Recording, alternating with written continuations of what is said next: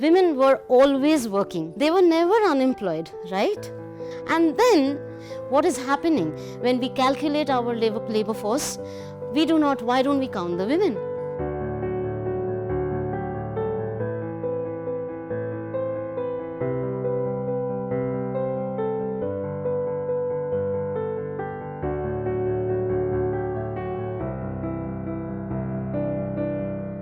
There was these questions about undercounting of women's work, underreporting by women themselves about their own work not being defined well enough to be included in the official definition of work, and women performing activities which therefore could not be categorized in that formal definition of work, and hence they would be outside the workforce, not counted. What kind of work, what do they do daily? Missing information can actually be so expensive. We exclude it and we make those people completely invisible from the policies.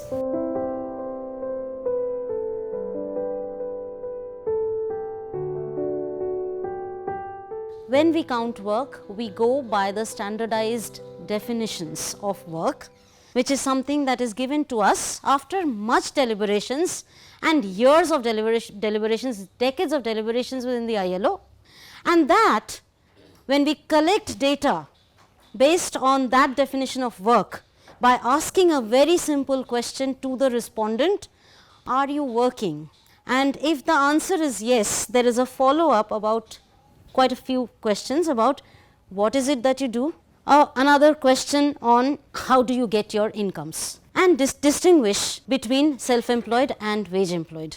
It doesn't really cater to anything that we understand about women's work. So the process that I said about counting essentially invisibilizes women. They just make all the work that is done by women in the household, which has an important bearing upon social reproduction. Reproduction of the labor supply, maintaining a healthy labor supply goes absolutely uncounted and hence subsidized. Women providing subsidy for economic growth, that does not trickle down to women.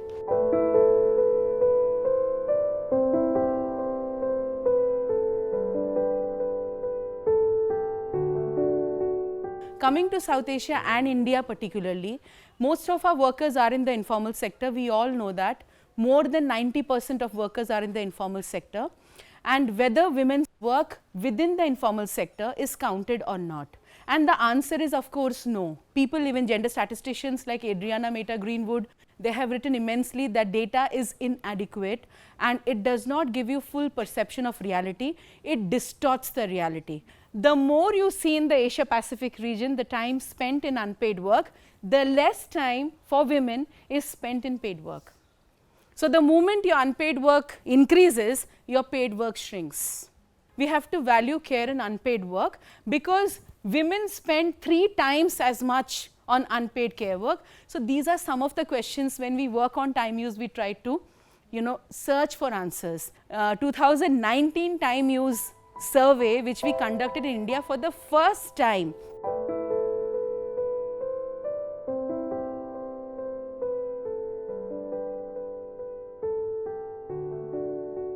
Conventional labor force surveys will capture basically kitna time, or you can say if a old time use survey might capture कि कितना time वो office आने के लिए बिताती है. But she must have done 20 activities before 9 o'clock to reach to office. And she must be thinking so many things कि इसके बाद ये करना है, इसके बाद ये करना है, and simultaneously 2-3 भी करना है, and then only I am free to reach office. Mostly our national surveys, employment unemployment surveys, generally the challenge is that they capture market activities. So non-market activities, which is the activities which women generally do, these activities does not get captured in many countries in the employment unemployment surveys.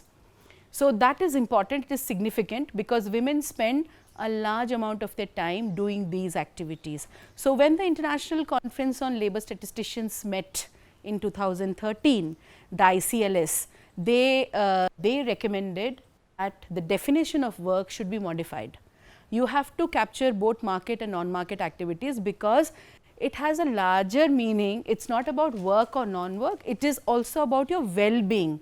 So time use survey helps you not only to capture paid and unpaid work or residual, it also helps you to capture multiple and simultaneous activities which women and men do in different countries. And for developing countries, it is very important, because they will tell you exactly, you know, how much time, or they will also uncover, you can say, the household gender division of labor.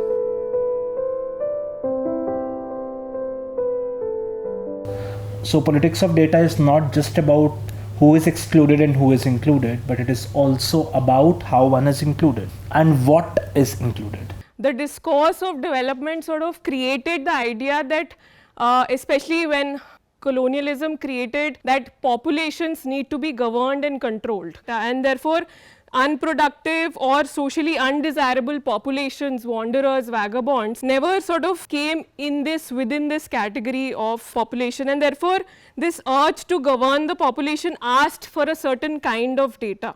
And it was then difficult to sort of collect data for communities, especially who were in movement, who were in migration, and therefore settlement and sedentarization became the norm, right. So therefore sedentarizing became essential for governance to happen in that sense. The way we understand home and the way we understand work, in the context of pastoralism, a lot of things change. The public-private boundaries become fuzzy. Productive, reproductive also becomes fuzzy, because the animals you're caring for are also your property. You know, those the binaries that we look at of unpaid reproductive work and paid reproductive work, that also again then becomes fuzzy in that manner. So about pastoral women, so even the discourse on pastoralism, if you see, the focus of the discourse is on animals. What breed of sheep they have, how much, what kind of wool they give, what kind of milk we get. Pastoral women's work specifically is quite absent from the discourse.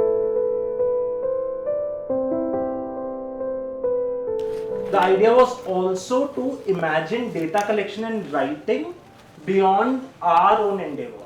Like, it is not the endeavor of a researcher who is quote unquote understood as an expert, but what is it to also democratize the process of data collection and writing? What is it to rethink this process? There were small attempts made by us.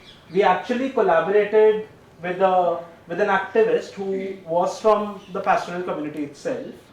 She was a significant part of this research. So Pavna, who has worked with us, has also contributed in writing.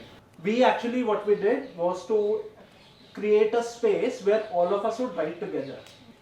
We picked up a few questions. We did it over a period of 3 to 4 months, that we used to meet occasionally, one day, and sit for the whole day and write whatever our reflections were from engaging in this process. To bring out the nuance and complexity of what we mean when we say devaluation or invisibilization, to sort of bring that home, we wanted to show the contrast of the big surveys like NSSO, PLWS, and a case study like pastoral women and their work, to just show the gap and emphasize on that. How do you collect data? How do you, as an ethics of data collection, what are your ethics? To bring back the focus of data, not just